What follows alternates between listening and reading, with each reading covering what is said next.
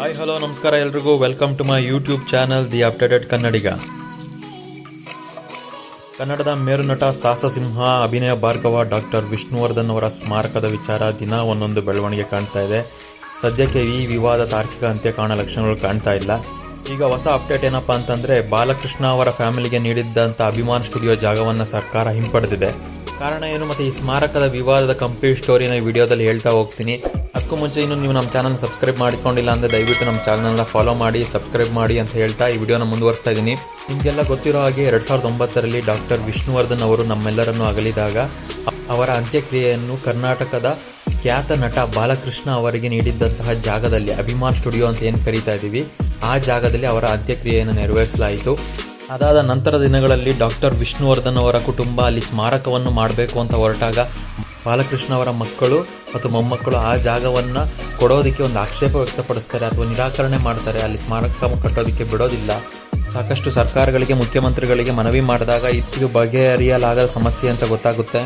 ಇದರಿಂದ ವಿಷ್ಣುವರ್ಧನ್ ಕುಟುಂಬ ಬೇಸತ್ತ ಸಂದರ್ಭದಲ್ಲಿ ಸರ್ಕಾರ ಈ ವಿವಾದ ಬಗೆಹರಿಯುವುದಿಲ್ಲ, ನಾವು ನಿಮಗೆ ಬೇರೆ ಕಡೆ ಜಾಗ ಕೊಡ್ತೀವಿ, ಅಲ್ಲಿ ಸ್ಮಾರಕ ವ್ಯವಸ್ಥೆ ಮಾಡಿಕೊಡಿ ಅಂತ ಹೇಳಿದಾಗ ಅವರು ಮೈಸೂರಿನಲ್ಲಿ 5 ಎಕರೆ ಜಾಗವನ್ನು ತಗೊಂಡು ಅಲ್ಲಿ ಸ್ಮಾರಕವನ್ನು ನಿರ್ಮಾಣ ಮಾಡ್ತಾರೆ. ಈಗ ಒಂದು 2.5 ವರ್ಷದ ಹಿಂದೆ ಈ ಸ್ಮಾರಕ ನಿರ್ಮಾಣ ಆಗುತ್ತೆ. ಇದು ಎಲ್ರಿಗೂ ಗೊತ್ತಿರೋ ವಿಷಯನೇ.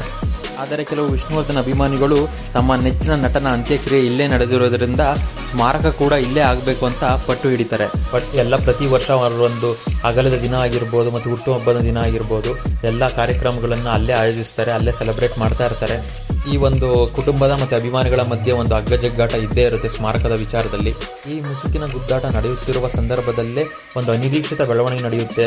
ಅದೇನಪ್ಪ ಅಂತಂದರೆ, ಈ ವರಮಹಾಲಕ್ಷ್ಮಿ ಹಬ್ಬ ದಿನ ಅಂದರೆ ಆಗಸ್ಟ್ 8ನೇ ತಾರೀಕು ರಾತ್ರೋರಾತ್ರಿ ಅಭಿಮಾನ್ ಸ್ಟುಡಿಯೋದಲ್ಲಿರುವ ವಿಷ್ಣುವರ್ಧನ್ ಅವರ ಸ್ಮಾರಕ ನೆಲಸಮವಾಗುತ್ತೆ.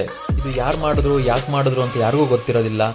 ಇದು ವಿಷ್ಣುವರ್ಧನ್ ಕುಟುಂಬ ಹಾಗೂ ಎಸ್ಪೆಷಲಿ ಅಭಿಮಾನಿಗಳಿಗೆ ಒಂದು ಸಾಕಷ್ಟು ನೋವು ಮತ್ತು ಸಿಟ್ಟನ್ನು ತರಿಸುತ್ತೆ. ಚಲನಚಿತ್ರ ನಟ ನಟಿಯರಿಂದ ಸಾಕಷ್ಟು ಟೀಕೆಗೆ ಗುರಿಯಾಗುತ್ತೆ ಈ ಒಂದು ಸ್ಮಾರಕ ನೆಲಸಮ ಮಾಡಿದ್ದಂಥ ಕೆಲಸ. ಎಸ್ಪೆಷಲಿ ಕಿಚ್ಚ ಸುದೀಪ್ ಅವರು ಈ ನಡೆಯನ್ನು ತೀವ್ರವಾಗಿ ಖಂಡಿಸ್ತಾರೆ ಮತ್ತು ತಮ್ಮ ನೆಚ್ಚಿನ ನಟನ ಸ್ಮಾರಕದ ವಿಚಾರದಲ್ಲಿ ನಮ್ಮ ದಾರಿಯನ್ನು ನಾವು ನೋಡ್ಕೊತೀವಿ ಅನ್ನೋ ರೀತಿಯಲ್ಲಿ ರಿಯಾಕ್ಟ್ ಮಾಡ್ತಾರೆ. ವಿಷ್ಣುವರ್ಧನ್ ಅಭಿಮಾನಿಗಳು, ನಮ್ಮ ನೆಚ್ಚಿನ ನಟನ ಅಂತ್ಯಕ್ರಿಯೆ ಇಲ್ಲೇ ನಡೆದಿದ್ದು, ನಮ್ಗೆ ಇಲ್ಲೇ ಸ್ಮಾರಕ ಆಗಬೇಕು, ದಯವಿಟ್ಟು ಒಂದು 10 ಗುಂಟೆ ಜಾಗನಾದರೂ ಕೊಡಿಸಿ, ನಾವು ಇಲ್ಲಿ ಸ್ಮಾರಕ ಮಾಡ್ಕೊತೀವಿ, ನಾವು ಇಲ್ಲೊಂದು ಜಾಗ ಮಾಡಿಕೊಂಡು ಇಲ್ಲಿ ನಾವು ಪೂಜೆ ಮಾಡೋದಕ್ಕಾಗಿರ್ಬೋದು, ಇಲ್ಲಿ ಬಂದು ಕುತ್ಕೊಳಕ್ಕಾಗಿರ್ಬೋದು, ಒಂದು 10 ಗುಂಟೆ ಜಾಗ ಕೊಡಿ, ನಾವು ಒಂದು ವಿಶ್ರಾಂತಿ ವನದ ರೀತಿ ನಾವು ಮಾಡ್ಕೊತೀವಿ ಅಂತ ಕೇಳ್ತಾನೆ ಬರ್ತಾ ಇರ್ತಾರೆ. ಎಸ್ಪೆಷಲಿ ವಿಷ್ಣುವರ್ಧನ್ ಅವರ 75ನೇ ವರ್ಷದ ಹುಟ್ಟುಹಬ್ಬ ಅಮೃತ ಮಹೋತ್ಸವನ ಒಂದು ದೊಡ್ಡದಾಗಿ ಮಾಡಬೇಕು ಅಂತ ಅಂದ್ಕೊಂಡಿರೋ ಸಮಯದಲ್ಲೇ ಈ ಒಂದು ಸುದ್ದಿ ಒಂದು ಶಾಕಿಂಗ್ ಆಗಿ ಬಂತು ಮತ್ತು ಅವ್ರನ್ನ ಕೆರಳಿಸುತ್ತೆ. ತದನಂತರದ ಬೆಳವಣಿಗೆಯಲ್ಲಿ ಡಾಕ್ಟರ್ ವಿಷ್ಣುವರ್ಧನ್ ಅವರ ಅಭಿಮಾನಿಗಳ ಅಧ್ಯಕ್ಷರಾದಂಥ ವೀರಕಪುತ್ರ ಶ್ರೀನಿವಾಸ್ ಮತ್ತು ಕಿಚ್ಚ ಸುದೀಪ್ ಅವರ ನಡುವೆ ಮಾತುಕತೆ ನಡೆದು ಕಿಚ್ಚ ಸುದೀಪ್ ಅವರು ತಾವೇ ಒಂದು ಅರ್ಧ ಎಕರೆ ಜಮೀನನ್ನು ಖರೀದಿ ಮಾಡಿ ನಾವಲ್ಲಿ ಒಂದು ಸ್ಮಾರಕದ ರೀತಿ ನಾವು ಮಾಡೋಣ, ಒಂದು ವಿಶ್ರಾಂತಿವನ ರೀತಿ ಆಗಿರ್ಬೋದು, ಅಭಿಮಾನಿಗಳು ತನ್ನ ನೆಚ್ಚಿನ ನಟನನ್ನು ಬಂದು ಕಣ್ತುಂಬಿಸ್ಕೊಳ್ಳೋಕ್ಕೆ, ಒಂದು ಕುತ್ಕೊಳ್ಳೋದಕ್ಕೆ ಒಂದು ಜಾಗನ ರೀತಿ ಮಾಡೋಣ ಅಂತ ಒಂದು ಡಿಸಿಷನ್ಗೆ ಬರ್ತಾರೆ. ಹೀಗಿರುವಂಥ ಸಂದರ್ಭದಲ್ಲೇ ಇವತ್ತು ಒಂದು ಶಾಕಿಂಗ್ ಟ್ವಿಸ್ಟ್ ಏನಪ್ಪ ಅಂತಂದರೆ, ಕರ್ನಾಟಕ ಸರ್ಕಾರ ಬಾಲಕೃಷ್ಣ ಅವರ ಕುಟುಂಬಕ್ಕೆ ನೀಡಿದ ಜಾಗವನ್ನು ಹಿಂಪಡೆದಿದೆ ಇವತ್ತು. ಕಾರಣ ಏನಪ್ಪ ಅಂತಂದರೆ, 1970ರಲ್ಲಿ ಬಾಲಕೃಷ್ಣ ಅವರಿಗೆ ಎಕರೆಗೆ 300 ರೂಪಾಯಿಗೆ 6,000 ರೂಪಾಯಿಗೆ 20 ಎಕರೆ ಜಾಗವನ್ನು ಆಗಿನ ಕರ್ನಾಟಕ ಸರ್ಕಾರ ನೀಡಿರುತ್ತೆ. ಇದು ಕೇವಲ ಸ್ಟುಡಿಯೋಗೆ ಮಾತ್ರ ಉಪಯೋಗಿಸಬೇಕು ಅಂತ ಕೂಡ ಷರತ್ತು ವಿಧಿಸಿರುತ್ತೆ. ಮತ್ತು ಯಾವುದೇ ಕಾರಣಕ್ಕೂ ಇದ್ರ ಮೇಲೆ ಯಾವುದೇ ಲೋನ್ ಆಗಿರ್ಬೋದು, ಮಾರ್ಟ್ಗೇಜ್ ಆಗಿರ್ಬೋದು, ಅಡ ಇಡೋದಾಗಿರ್ಬೋದು, ಬೇರೆಯವರಿಗೆ ಮಾರೋದಾಗಿರ್ಬೋದು ಮಾಡಬಾರ್ದು ಅಂತ ಕೂಡ ಅದರಲ್ಲಿ ಷರತ್ತಿರುತ್ತೆ. ಮತ್ತು ಈ ಸ್ಟುಡಿಯೋನ 5 ವರ್ಷದ ಒಳಗಡೆ ಕಂಪ್ಲೀಟ್ ಮಾಡಬೇಕು ಅನ್ನೋದು ಕೂಡ ಒಂದು ಅಲ್ಲಿ ಕಂಡೀಷನ್ ಇರುತ್ತೆ. ಬಟ್ ಇದು ಯಾವುದು ಕೂಡ ಆಗೋದಿಲ್ಲ. ತುಂಬ ವರ್ಷಗಳ ನಂತರ ಬಾಲಕೃಷ್ಣ ಅವ್ರ ಕುಟುಂಬ ಮತ್ತೆ ಸರ್ಕಾರದ ಹತ್ರ ಬಂದ್ಬಿಟ್ಟು ತಮಗೆ ಆರ್ಥಿಕ ಸಮಸ್ಯೆ ಇದೆ, ದಯವಿಟ್ಟು ಆ 20 ಎಕರೆ ಜಾಗದಲ್ಲಿ ನಾವು 10 ಎಕರೆ ಮಾರಿದ ದುಡ್ಡಲ್ಲಿ ಬಂದದ್ದನ್ನು ನಾವು ಸ್ಟುಡಿಯೋಗೆ ಉಪಯೋಗಿಸ್ತೀವಿ, ಸ್ಟುಡಿಯೋ ಕಟ್ಟೋದಕ್ಕೆ ಉಪಯೋಗಿಸ್ತೀವಿ ಅಂತ ಹೇಳ್ತಾರೆ. ಇದಕ್ಕೆ ಸರ್ಕಾರ ಒಪ್ಕೊಂಡು 10 ಎಕರೆ ಜಮೀನನ್ನು ಮಾರಕ್ಕೆ ಅನುಮತಿ ಕೊಡುತ್ತೆ. ಆ ದುಡ್ಡನ್ನು ಸ್ಟುಡಿಯೋ ಅಭಿವೃದ್ಧಿಗೆ ಮಾತ್ರ ಉಪಯೋಗಿಸ್ಬೇಕು ಅಂತ ಒಂದು ಷರತ್ತನ್ನು ಹಾಕಿರುತ್ತೆ. ಆದರೆ ಬಾಲಕೃಷ್ಣ ಅವ್ರ ಕುಟುಂಬ 10 ಎಕರೆ ಮಾರಿದ ನಂತರ ಆ ದುಡ್ಡನ್ನು ಉಪಯೋಗಿಸ್ಕೊಂಡು ಅದರಲ್ಲಿ ಯಾವುದೇ ಅಭಿವೃದ್ಧಿ ಕಾರ್ಯನೂ ಮಾಡೋದಿಲ್ಲ, ಸ್ಟುಡಿಯೋನು ಕಟ್ಟಿಸೋದಿಲ್ಲ. 5 ವರ್ಷದೊಳಗಡೆ ಕಟ್ಟಿಸ್ಬೇಕು ಅಂತ ಷರತ್ತಿದ್ರೂ ಆಲ್ಮೋಸ್ಟ್ ಈಗ 55 ವರ್ಷ ಆಗಿದೆ, ಯಾವುದೇ ಅಭಿವೃದ್ಧಿ ಕಾರ್ಯ ನಡೆದಿಲ್ಲ. ಈ ಬಗ್ಗೆ ಕಂದಾಯ ಇಲಾಖೆ ಮತ್ತು ಅರಣ್ಯ ಇಲಾಖೆ ಕಂಟಿನ್ಯೂಸ್ ಆಗಿ ಬೆಂಗಳೂರು DC ಅವರಿಗೆ ಪತ್ರ ಬರೀತಾನೆ ಇರುತ್ತೆ.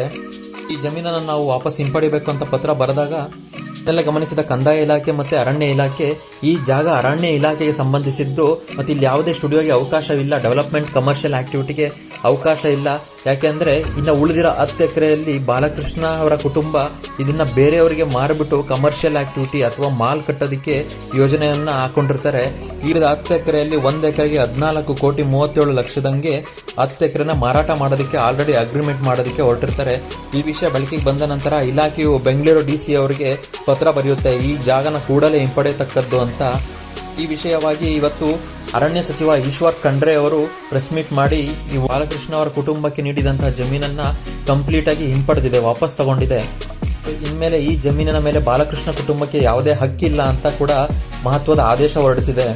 ಈ ನಿರ್ಧಾರವನ್ನು ವಿಷ್ಣುವರ್ಧನ್ ಅಭಿಮಾನಿಗಳು ಹಾಗೂ ಕುಟುಂಬ ಇಬ್ಬರು ಕೂಡ ಸ್ವಾಗತ ಮಾಡಿದ್ದಾರೆ.